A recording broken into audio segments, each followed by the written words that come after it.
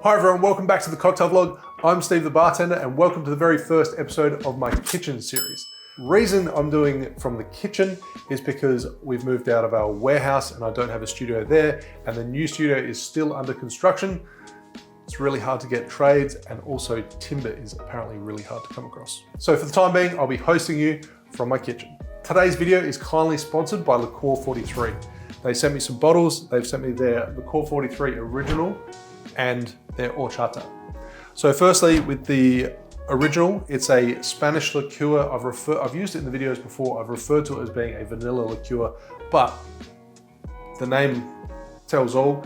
It is derived from 43 different herbs, spices, and botanicals. So it is a little bit more complex than just being a vanilla liqueur, but vanilla is one of the prominent flavors, as well as citrus and caramel. So what is Horchata? It originates from 13th century Valencia, Spain, and there's actually two main varieties of Horchata. So first of all, there's the Spanish variation, and it's derived from tiger nuts and water, whilst the Mexican Horchata is created from white rice, and they also have the addition of cinnamon and sugar. Licor 43 first released their Horchata in 2016, but they've re-released a new recipe in 2020. This one is dairy-free, vegan, nut-free, gluten-free, and plant-based. So the first drink I'm going to be making is a mini beer shot. This is the first method in which I tried Licor 43, the original. All you need to do is measure 20 ml of Licor 43 original and float on top Licor 43 Horchata. Now, a lot of people say use the back of the spoon, but I think it's much easier to use the front of the spoon. Gently pour over the top.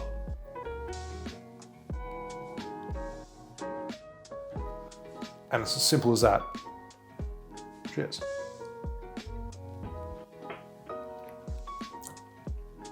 Oh, yum, that is delicious. But of course, if you do grab yourself of the Horchata, the go-to way to try it is just straight on ice.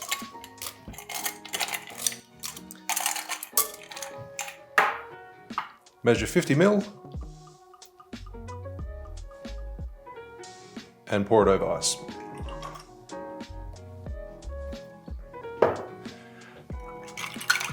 This would also be great served straight from the fridge.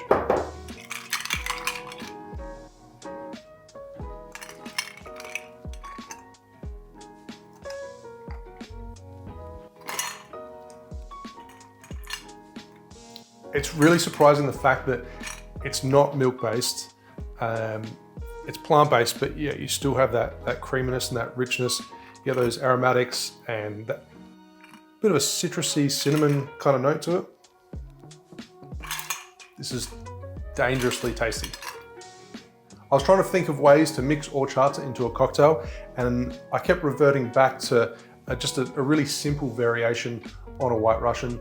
So White Russian being coffee liqueur, vodka, and milk, but I'm substituting in the Horchata in place of milk, or it is a liqueur, so it is sweeter. So rather than adding a coffee liqueur, I'll be adding coffee. You can add espresso if you like, but I'm using a cold drip coffee. I've always got a bottle in the fridge. It just makes it really easy. It's always ready to go. And then I'm mixing it with a dark aged rum as opposed to a vodka. In particular, I'm using Black Barrel rum, which is a blend of column distilled and copper pot distilled rum, both aged in barrels separately and then blended together and then aged in a charred bourbon barrel. I'm doing it very simply, equal measures of Horchata. So 30 ml, 1 ounce. Straight into the glass. Your choice of rum. And like I said, if you prefer to stick with kind of like the classic White Russian recipe, then use vodka. And if you want to try and make it more of a Mexican style, maybe tequila, worth a shot. 30 ml, 1 ounce of coffee.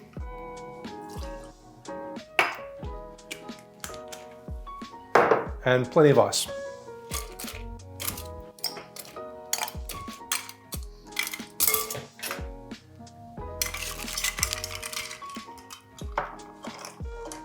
And there you have a variation on the White Russian with an aged rum and horchata. Cheers. So this particular Mount Gay Black Barrel rum has notes of gingerbread and toffee, and that really comes through on the nose. But on the palate, it's still the horchata that is the star of the show. This is a very simple variation, but a very tasty variation on the White Russian. Thanks for watching. Make sure you like and subscribe, and I'll see you soon for another cocktail video. Cheers.